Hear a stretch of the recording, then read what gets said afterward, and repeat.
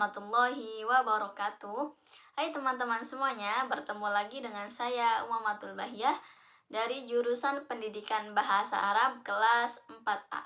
Pada kesempatan kali ini saya akan membahas tentang tema 9 dari mata kuliah Metodologi Pengajaran Bahasa Arab yang diampu oleh Bapak Hasan Saifullah MAG dengan tema Pembelajaran keterampilan berbicara atau maharatul kalam. Nah, pada tema kali ini terdapat beberapa pembahasan, yaitu yang pertama, hakikat dari pembelajaran keterampilan berbicara, kemudian yang kedua yaitu tujuan pembelajaran keterampilan berbicara, yang ketiga yaitu materi atau bahan ajar dari pembelajaran keterampilan berbicara, yang keempat yaitu media yang digunakan dalam pembelajaran keterampilan berbicara.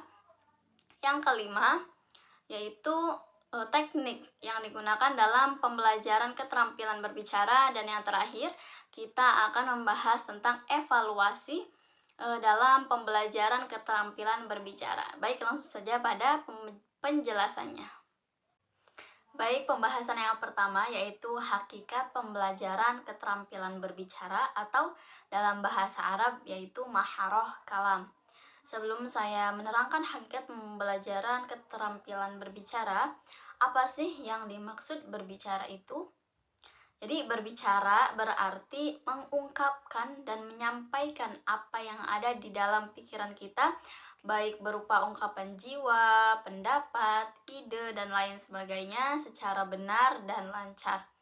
Menurut Ilyan, berbicara adalah ungkapan yang disampaikan pembicara sebagai ekspresi jiwanya, baik berupa gagasan, perasaan, atau pemikiran yang memberikan pengertian, pemahaman, dan informasi bagi pendengarnya. Rusdi Ahmad Tuaimah mengemukakan bahwa yang dimaksud dengan pembelajaran maharatul kalam adalah praktik atau berlatih berbicara. Yang dapat dipahami dari ungkapan ini dalam konteks pembelajaran bahasa Arab adalah bahwa seyogyanya guru memberikan banyak kesempatan kepada siswa untuk berlatih dan mempraktikkan kegiatan berbicara, bukan mendengarkan apa yang dibicarakan oleh orang lain. Nah, apa sih hakikat dari pembelajaran maharatul kalam itu? Pembelajaran keterampilan berbicara atau maharatul kalam merupakan berlatih dan mempraktikkan kegiatan berbicara, yaitu ungkapan yang disampaikan pembicara sebagai ekspresi jiwanya, baik berupa gagasan, perasaan, atau pemikiran yang memberikan pengertian, kemudian pemahaman, dan informasi bagi pendengarnya, bukan mendengarkan apa yang dibicarakan oleh orang lain.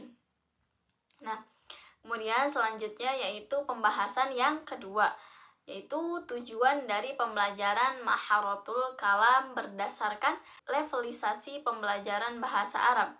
Ada 3 level, yaitu level mubtadi, kemudian level mutawasid atau level menengah, dan level mutaqadim atau level atas.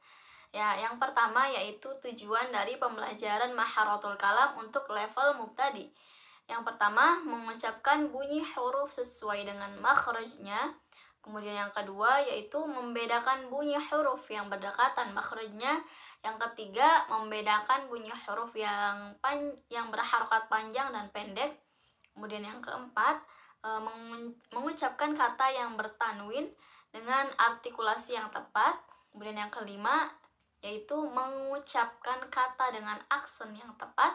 Yang keenam, yaitu merangkai kata dan kalimat dasar secara logis dan sistematis. Yang ketujuh, melafalkan contoh dialog sederhana yang disiapkan oleh guru.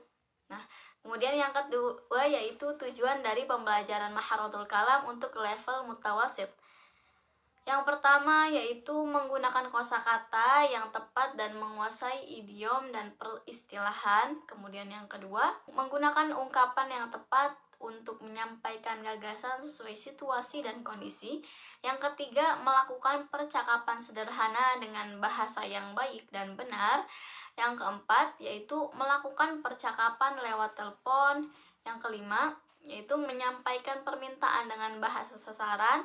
Yang keenam, meminta penjelasan atau menjelaskan tentang berbagai tempat, waktu, dan tokoh. Yang ketujuh, memberikan pengarahan kepada orang lain. Yang kedelapan, menyampaikan pengalaman pribadi dengan cara yang menarik perhatian pendengar. Yang kesembilan yaitu menyampaikan pengumuman, dan yang kesepuluh yaitu menyampaikan cerita sederhana dengan lancar. Nah, kemudian tujuan pembelajaran Maharatul Kalam untuk level mutaqaddim. Yang pertama yaitu melakukan wawancara atau interview. Yang kedua yaitu menyampaikan laporan dari suatu kegiatan. Yang ketiga, memberikan komentar pada suatu berita atau peristiwa yang disaksikannya. Yang keempat, yaitu menyampaikan ceramah dengan baik dan lancar. Yang kelima, melakukan diskusi pada tema tertentu sesuai dengan tingkat pengetahuannya. Yang keenam, melakukan debat pada tema-tema kontroversial sesuai dengan tingkat pengetahuannya. Yang ketujuh, memenuhi kebutuhannya yang bisa disampaikan secara lisan. Baik, selanjutnya pembahasan yang ketiga yaitu materi dan bahan ajar dalam pembelajaran Maharatul Kalam.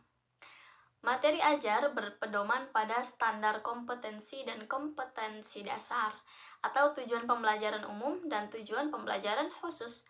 Bahan ajar itu mesti didominasi oleh materi pembelajaran yang terkait dengan latihan pola kata, gramatika aplikatif, dan lain sebagainya. Kemudian pembahasan yang keempat yaitu media pembelajaran Maharatul Kalam. Ada beberapa media yang bisa digunakan untuk mempermudah proses pembelajaran Maharatul Kalam. Di antaranya yaitu menggunakan media audiovisual, kemudian menggunakan gambar, bisa juga menggunakan benda yang ada di sekitarnya seperti papan tulis, kemudian kartu gambar, dan mengungkapkan tema secara lisan, dan lain sebagainya. Baik, selanjutnya kita masuk pada pembahasan yang kelima yaitu teknik pembelajaran Maharatul Kalam. Sebenarnya ada banyak teknik yang bisa digunakan dalam pembelajaran Maharatul Kalam, tetapi saya hanya akan menjelaskan 3 saja, yaitu yang pertama, teknik langsung atau uslub mubasyir. Teknik ini sangat populer dan banyak digunakan dalam proses pembelajaran bahasa asing. Teknik ini lebih dikenal dengan nama metode langsung atau thariqah mubasyarah. Nah, aspek utama yang menjadi ciri dari teknik ini adalah menghubungkan kata dengan bendanya secara langsung, lalu menghubungkannya dengan konteks kalimat, dan selanjutnya menghubungkan kalimat dengan ekspresi lisan yang lebih luas atau ta'bir dalam bahasa sasaran. Kemudian teknik yang kedua yaitu gerakan atau peragaan kegiatan berantai. Teknik ini juga termasuk bagian dari pendekatan audiovisual yang implementasinya itu berpaduan dengan teknik langsung. Hanya saja jika pada teknik langsung yang menjadi fokus adalah benda sebagai stimulus kegiatan berbicara, sementara pada teknik gerakan berantai yang menjadi fokusnya adalah gerakan. Teknik ini lebih cocok untuk siswa tingkat atas atau tingkat menengah. Nah, teknik yang ketiga yaitu tanya jawab. Metode tanya jawab termasuk metode yang paling sederhana dan paling mudah untuk pembelajaran Maharatul Kalam, terutama muhadatsah.